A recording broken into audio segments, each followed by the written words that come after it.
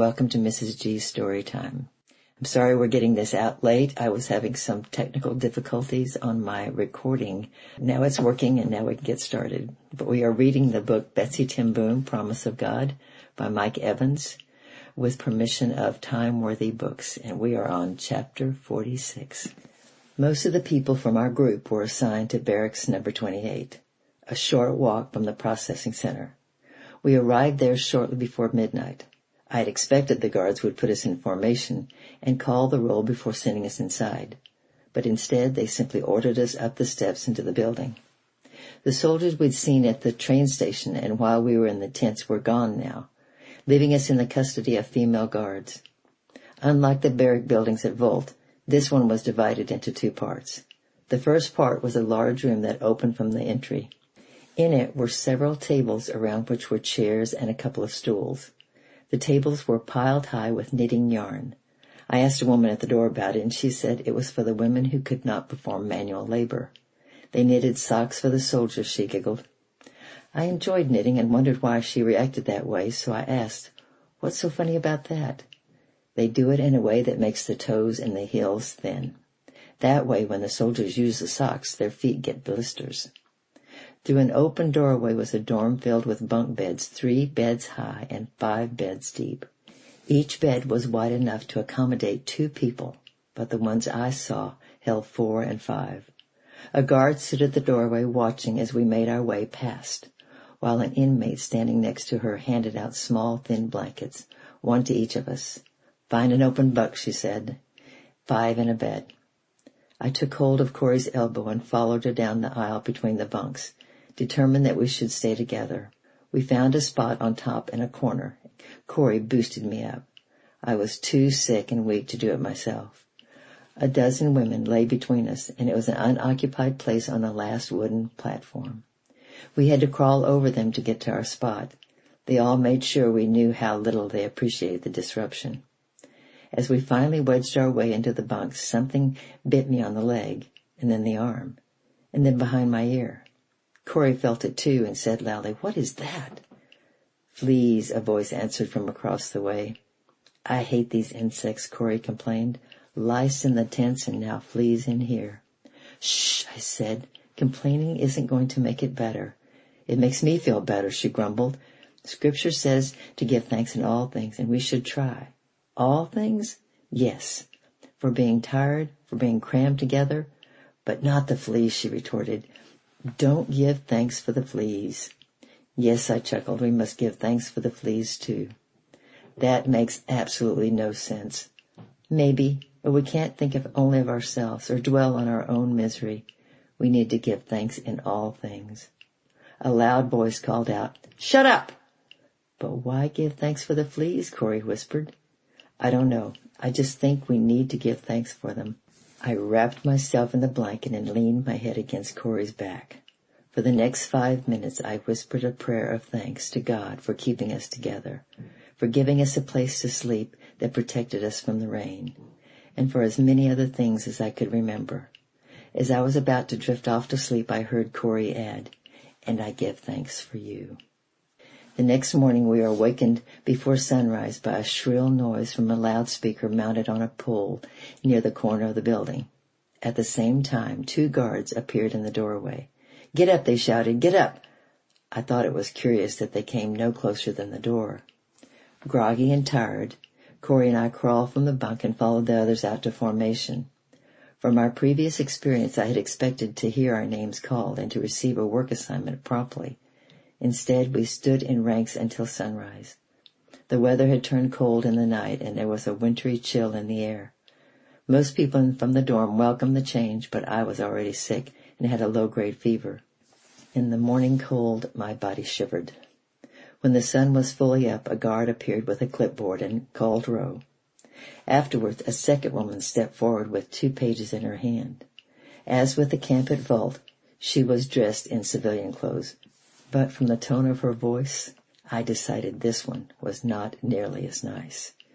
She called out a list of names from the pages, and when she said ours, we joined the others as we gathered around her, then walked with her up the street.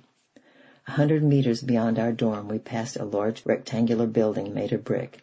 The The smokestack I'd seen from the train rose above it, and a thin line of smoke drifted in the air at the top, creating a cloud that spread over all the camp. Tiny flakes of ash fell from the cloud like snow covering the ground with white, dusty film. Some of it landed on our shoulders, but the thing I noticed most was the heat that radiated from the site all the way out in the street where we walked. It felt good, and for a moment my body stopped shaking. I wanted to stay right there and go no further.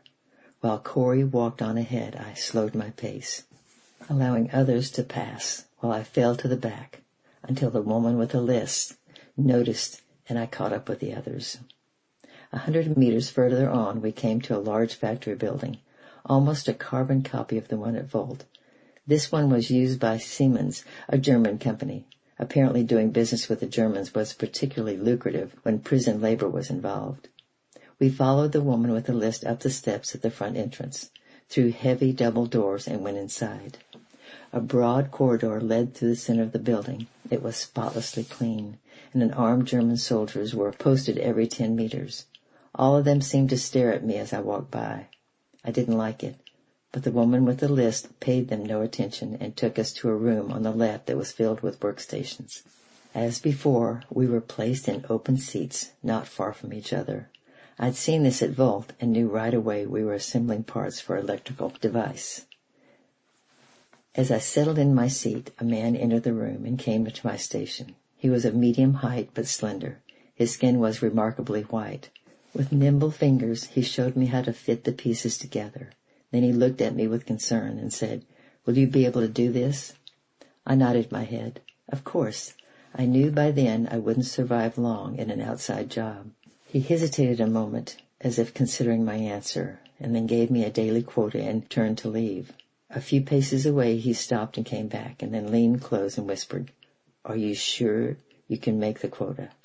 "Yes." "If you can't do the work, tell me now," he insisted. "Otherwise it would be bad for you and me if you fail." "I can make it," I assured him. "I'll be fine." He stared at me a moment longer and then turned away and left the room. Fitting the parts together was easy for me. I was seated. The work wasn't complicated. It took no great effort to do the job. But when I glanced to my right, I saw the woman seated next to me was assembling the device incorrectly. I leaned nearer and said, "That's not the way it goes together." "I know," she replied. I was astonished by her response and said, "Then why are you doing it that way?" "These are bomb triggers," she explained. "We don't want any of them to work, but that would cause trouble for everyone. We only have to meet minimum quality standards to keep everyone out of trouble, and that's what they get. They'll get no more from me than that, and I do it only so the others can avoid punishment." For the remainder of the day, I wrestled with what she said. Bomb triggers were certainly more lethal than the radios we made at the previous location. No one wanted to contribute to the German effort of killing, but I'd been reared with the notion that doing my best was a moral obligation, a requirement from God. The final result was his responsibility. Now, with the suggestion that I purposely assemble a device that would not work, I faced a new dilemma. Much like Corey had faced when she turned in only one of our radios, the answer was not easy to find. We worked until sunset without water or food, and then we marched back to the barracks. On the way, we again passed the rectangular building with the tall smokestack. In between working and wrestling with whether to make faulty products, I'd been thinking of the building all day, and how good the radiant heat that came from it felt to my aching body. Even before we were alongside it again, I could sense the warmth as we made our way down the street towards the barracks. As we came closer and the heat grew more intense, the feel of it made me smile. At the corner of the building, a door was open, and I glanced inside. My mouth fell open, and my heart sank at the ghastly sight of naked human corpses stacked on the floor like firewood. Workers picked them up one at a time and piled them on the metal racks. Beyond them, the furnace doors were open, and I saw the flames dancing inside. With workmanlike effort, the men shoved the loaded racks into the furnace. The hair on the heads of the corpses burst into flames as the men shut the heavy doors that sealed them inside. "It's a crematorium," I gasped. A woman beside me jerked her head in my direction. "What did you think it was?" "Quiet!" a guard shouted. "No talking!" My stomach muscles contracted in a visceral reaction, and I doubled over with dry heaves. At the barracks we formed into ranks for evening roll call, and then moved inside for supper. A piece of bread and a bowl of lukewarm porridge. I was already too sick to eat, and after what I had seen at the crematorium wasn't interested in food. Corey forced me to eat the bread, and traded the porridge to someone for half their bread, and she handed it to me. Eat this. Reluctantly I took a bite, and then the stomach cramps started again. I waited until I could wait no more, then nudged Corey and said, I need your help. She took my arm with one hand and used the other to push our way through the crowd, leaving a path for us as we hurried towards the toilet. A bathroom was located at the far end of the building, placed in a separate room, which at least gave a nod to personal privacy. It had no running water. Toilet tissue was limited, and some days non-existent. A plywood box that stood about knee-high ran the length of the back wall with holes cut every 2 centimeters. Beneath each hole was a vat made from a steel drum.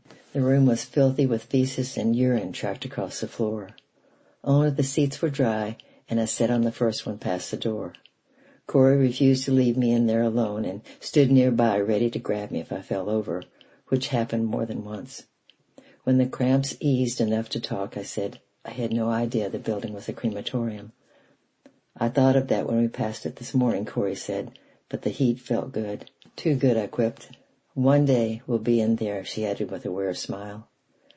I would never want that job. I didn't mean we'll be working there, Corey responded. Stop, I chuckled. Sometimes she had a warped sense of humor. We're not going to die in here. They will work us to death, and when we die, they will burn our bodies in the furnaces. Well, maybe so, I conceded. But nothing that happens to us will happen that isn't from God. And if they send us to the crematorium, it will not matter. We will be with him long before the flames reach our hair. When I finished, we returned to the aisle beside our bunk. Corey handed me the Bible, and I leaned against the wall near the window to read from the glow of a light at the corner of the building. I read the scriptures aloud, though quietly, and Corey stood behind me listening. Then we prayed. As we finished, I closed the Bible and turned to hand it back to Corey. With my head tilted at an angle, I caught a glimpse of my face reflected in the window pane. My cheeks were hollow and pale, my eyes dark and deep in their sockets. All the extra flesh was gone from my skull, and the skin hung over it like a thin film. I realized then why people at Simmons Building were staring at me earlier. Sometime late that night, I was awakened by screams and loud shrieks coming from outside. Corey, who was lying beside me, shifted positions in the bunk. Hoping she was awake, I whispered, What was that noise? She didn't respond, but a voice from several bunks away said, It's coming from the punishment barracks next door. Punishment barracks? What's that? Where they take people who break the rules. Nobody told us about rules. What rules? Whatever they tell you to do, that's a rule. Now be quiet, or we'll both be sent over there. But what are they doing? You don't want to know. Go back to sleep. A third person spoke up. Shut up, both of you. The next morning, as we stood in the ranks, a truck rolled to the stop at the front of the barracks next to ours. 2 men came from the cab and went inside. A few minutes later, they emerged, dragging a body by the arms. They pulled it around to the back of the truck, and then one man held the arms and the other grabbed the feet. They swung the body back and forth between them twice to gain momentum, and then they flung it into the bed of the truck. Before roll call was finished, they brought out 2 more. During the walk to the factory building that morning, my body began to shake. From the way it felt, I was sure I had a fever, but I said nothing. When Corey asked, I told her only that I was cold. As with the day before, we passed the crematorium. But now that I knew what really went on there, I no longer took pleasure in the warmth that came from it. The truck we'd seen at the barracks during formation was parked there. It was empty, but the 2 men who loaded the bodies were standing at the door near the corner of the building, the door I'd looked through the day before. They were laughing and talking and smoking cigarettes as if what they were doing was only part of a job. As we walked by, I turned my head in the opposite direction so as not to see the ovens, but my body responded to the warmth it gave, and I felt ashamed. By the time we reached the steps to go inside the factory, I was chilled to the bone, so exhausted I could barely move. Corey helped me inside, and I leaned against the wall in the corridor while the others passed. The temperature was warmer there, and I needed a moment to rest. Corey stayed with me, but then a soldier posted a few meters away noticed me. I avoided eye contact with him and said to Corey, "You better go. He's getting suspicious." She hesitated, but I urged her all the more, and finally she started after the others. It seemed to satisfy the soldier, and he relaxed. So I stood there a moment longer, trying to get control of my trembling body. As our group turned aside to enter the workroom, I started up the corridor and came in after them. My workstation was located near the back of the room. I found it without obvious trouble and made myself busy assembling parts that were already there. From my seat, I glanced around and noticed soldiers posted in each corner, armed with rifles and dressed in fatigues. They were both imposing and menacing, intimidating. They'd never been there before, and I wondered why they were there now. Others must have wondered too, but everyone was busy with their heads down. No one was looking around. We'd been there only a few minutes when the door opened and the woman with the list, who had given us our assignments the day before, entered the room. A few meters inside, she stopped and caught the eye of the soldier, then gave him a nod. Without a word, the soldier stepped to the nearest workstation and grabbed the woman who was seated there by the arm. "Come," he ordered, and tugged at her to move from the chair. "Why?" she protested. "What have I done?" She drew back from his grasp and wrapped both arms around the leg of her workstation. "I haven't done anything," she argued. The guard, unmoved by her attempt to resist, simply lifted up his rifle and with both hands struck her between the eyes with the butt. Her hand slipped from the leg of the workstation, and she trembled unconscious to the floor. Then he shifted the rifle to one hand and grabbed her by the arm with the other and dragged her out of the door. 2 more soldiers did the same thing, and when the 3 workers had been removed from the room, the woman with the list looked at us and said, "Switches from this room failed at a rate too high to be acceptable. Some think it was deliberate. If it happens again, you'll all go to the punishment barracks." She turned to leave, but then she focused on me, and I saw her face brighten. With quick, long strides, she crossed the room and stood before me. I heard the rustling of pages as she checked her list, but I kept my head down and continued to work, placing the parts together as quickly as my fingers could move. She stood there staring down at me for what seemed like a long time, but I kept working, and those seated around me did too. Then she pulled the collar of my dress down to reveal my prisoner number, made a note of it on her list, and stalked away. As she left, the remaining soldiers followed her out, and when they were gone, the woman beside me whispered, "We'll have to build better switches for a while." That night after supper, Corey and I stood by the window to read the Bible and pray together. Before we started, I brought up the incident from that morning at the factory building. She didn't really want to talk about it, but it's like Kahn and the Germans all over again, I insisted, when they threw him out of his shop and we did nothing. We agreed to never let that happen again, but this morning we just sat there and watched while they took those people out. We can't do that. We can't get in a fight with them either, she argued. You saw what happened when they tried to resist. Yes, but what if we joined her? They were German soldiers, Betsy. We'd never stand a chance. There were 4 or 5 at most, and we're 20 or 30. You saw how the woman with the list focused on me. I might be next. She tried to sound unconcerned. Don't worry about it. You'll make your quota, and they'll leave you alone. I didn't like her writing down my number like that.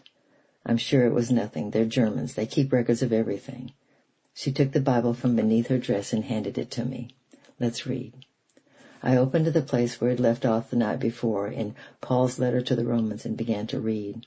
Papa always read a chapter each time, but our attention span wasn't that long then, so Corey and I only read a paragraph.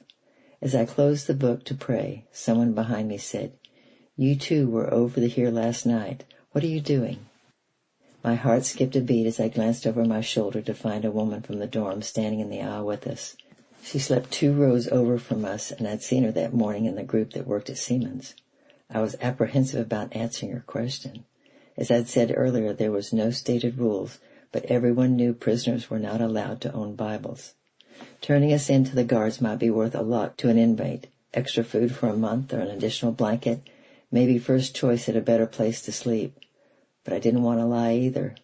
Then she noticed the book in my hand. Her eyes opened wide and she whispered, "You're reading the Bible?" "Yes," I replied. I haven't been to Mass in over a year. Read it to me. I glanced at Corey and she nodded. So I reread the passage from Romans. When I concluded, I said, we're going to pray now. Care to join us? Yes, she replied, I do. And she made the sign of the cross on her chest. From the way she acted and talked, I assumed she was a Catholic. So I led us in praying the Lord's Prayer. Tears filled her eyes as we said the words, and I knew right then we had found a friend. Her name was Marjolaine Bachman. That's the end of chapter 46. It's a rather difficult chapter to read and to see what was going on in those times. So next week is going to be chapter 47. We're getting close to the end of this book, and then I'll share with you the next book we're going to read that maybe not as quite as heavy as this one is, but I'd like to read a biography for children. So next week is chapter 47. As I said, I love you, I'm praying for you, and bye-bye for now.